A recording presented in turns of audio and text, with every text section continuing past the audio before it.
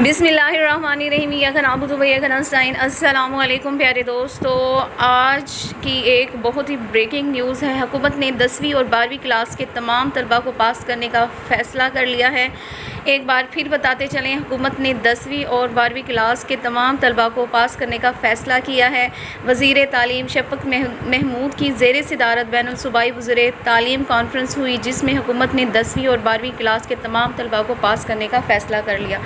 इजलास में फ़ैसला किया गया कि कोरोना सूरत हाल के बाइस दोबारा फ़ौरी इम्तिहान मुमकिन नहीं और फ़ेल होने वाले तलबा को रियायती 33 नंबर देकर पास किया जाएगा, जबकि मैट्रिक और इंटर के इम्तिहान साल में 2 बार होंगे। इम्तिहानात को सप्लीमेंट्री आइंदा साल मैट्रिक इम्तिहानात मई और जून में होंगे। आइंदा साल नया सेशन अगस्त से शुरू हो जाएगा।